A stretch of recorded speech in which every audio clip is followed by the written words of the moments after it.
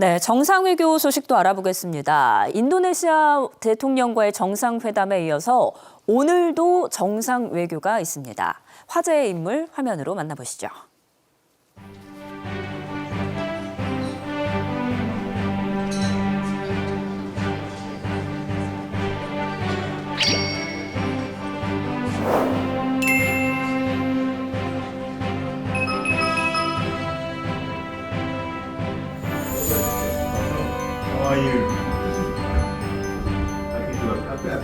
우리가 G7 캐나다 회의 때 만났었는데 근데 그때 우리 대통령께서 제 옆자리에 앉아가지고 그 영상이 대한민국에서 매우 유명합니다.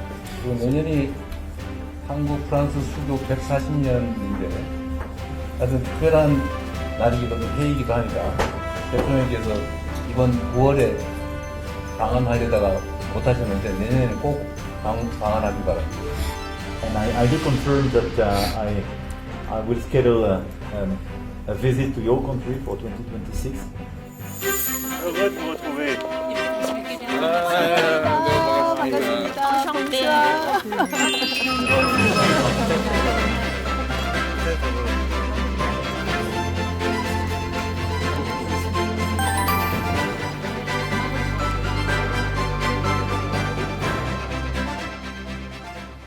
네, 프랑스 마크롱 대통령이 취임 후 처음으로 한국에 왔습니다. 첫 만남이 강렬했어요. 윙크를 날리고 네, 엄지척을 날려서 많은 네. 화제가 됐었는데 네. 이재명 대통령의 초청에 또 화답을 보낸 것 같아요. 예, 2017년에 마크롱 대통령이 취임을 했었는데 이번이 첫 방한이에요. 그래서 네. 더 의미가 있을 것 같고 프랑스 대통령이 이렇게 국빈 방한한 거는 2015년 때가 마지막이었습니다. 네. 프랑스 올랑드 대통령 이후에 11년 만에 프랑스 대통령이 국빈 방문을 하게 된 거고요. 그 프랑스의 인도 태평양 전략에서 한국의 중요성이 커졌음을 보여주는 신호다라는 분석이 지금 나오고 있는데요. 이게 왜 그러냐면은 지금 이 미국과 중국 이 투탑의 경쟁 속에서 프랑스가 또 프랑스뿐만이 아니라 뭐 많은 나라들이 여러 가지 다자 채널을 시도를 하고 있는데 프랑스도 이 안보 산업 등에서 독자 노선을 구축하고 있는 상황이었고 한국을 그 파트너로 주목을 하고 있다라고 평가를 하는 건데요.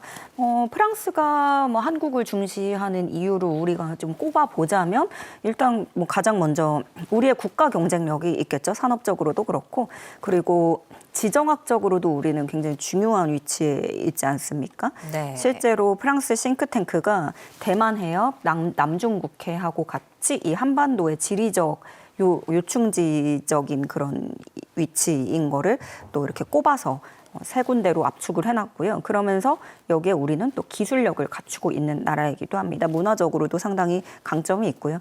그래서 마크롱 대통령의 이번 방안은 그런 의전 차원 넘어서 미중 사이에서의 어떤 독자 입지를 구축하려는 그런 프랑스의 상황과 맞물려서 전략적인 계산이 깔린 외교적인 행보라고 볼 수 있겠습니다. 네, 어제 저녁에는 정상회담에 앞서서 친교 만찬이 있었는데 네. 미슐랭의 스타 셰프로 알려져 있죠. 손종원 셰프가 준비를 했다고 하고 네. 또 선물도 화제가 됐어요. 그 손종원 셰프가 확실히 뭐 미슐랭 셰프들은 다 그렇긴 하겠지만 그 네. 미감이 정말 뛰어난 것 같아요. 저도 그 이번에 선물 사진을 보고 와 정말 아름답다 이런 생각을 했는데 프랑스가 네. 또 미식의 나라 아니겠습니까? 뭐 모양도 되게 중시하고 그런 거에 딱 맞춰서 이렇게 준비를 세심하게 했구나라는 걸 느꼈어요. 그리고 굉장히 반향을 일으켰고 저도 크게 관심을 가졌던 게 이 고종 반화 오마주라는 건데요. 이게 뭐냐면 과거 수교의 출발점과 미래 협력의 방향을 동시에 담은 외교적 메시지다라는 평가가 나오는데 이게 왜 그러냐면요. 네. 이게 사연이 있습니다. 먼저 반화라는 게 뭐냐면 받침 위에다가 각종 보석을 장식한 공예품이에요. 근데 이게 1986년에 고종 황제가 프랑스하고 수교를 맺을 때 당시 사디 카르노 프랑스 대통령에게 반화를 선물을 했습니다. 네. 그런데 우리가 수교 140주년을 맞아서 이 반화를 이제 2026년 현대에 맞게 재해석을 해서 프랑스 대통령에게 다시 또 반화라는 선물을 주게 된 거죠. 네. 그래서 이게 어떤 140년을 뛰어넘는 가장 맨 처음 수교하고 이렇게 오마주를 해서 양국 관계 스토리, 역사적인 연속성을 강조하는 측면이 있다고 할 수 있겠습니다. 네. 또 정상회담 전에는 보통 이제 현지 언론과 인터뷰를 하거나 기고문을 올리지 네. 않습니까? 이번에 이재명 대통령도 프랑스 언론 르 피가로에 기고를 했는데 네. 어떤 내용들이 담겼습니까? 예, 양국의 협력은 단순한 파트너십을 넘어서 보다 심화된 전략적인 조율로 나아가야 된다라고 언급했습니다. 점점 더 분열되고 불확실해지는 그런 국제 환경 속에서 공통의 가치를 공유하는 민주주의 국가 간의 파트너십은 더 이상 단순히 바람직한 것만이 아니라 전략적으로 꼭 필요한 게 되는 시점이라고 얘기를 했는데요. 네. 뭐 예시로 든 게 이런 겁니다. 프랑스 테제베 기술에 기반을 둔 우리의 KTX 고속철도망이라든가 원자력 협력 이런 것들을 실제 사례로 들면서 어떤 우리가 한국의 그런 경제 발전 과정 속에서 어떤 프랑스의 역할이 있었다라는 것들을 프랑스 국민들에게 또 이렇게 보여주는 것이고 또 그리고 프랑스는 프랑스 혁명의 나라이기도 하죠. 네. 그런 프랑스 혁명이 보여줬던 강력한 울림 그것이 한국의 민주주의 발전 과정에서도 우리의 그 빛의 혁명을 통해서도 드러났다 이렇게 언급했습니다. 네. 그래서 한국이 이런 미중 사이에서 독자 노선을 시도하는 프랑스하고 비슷한 지정학적 포지셔닝을 공유한다는 점을 네. 이게 프랑스 독자들에게도 어떤 설득하고 납득시키는 그런 글이라고 할 수 있는데요.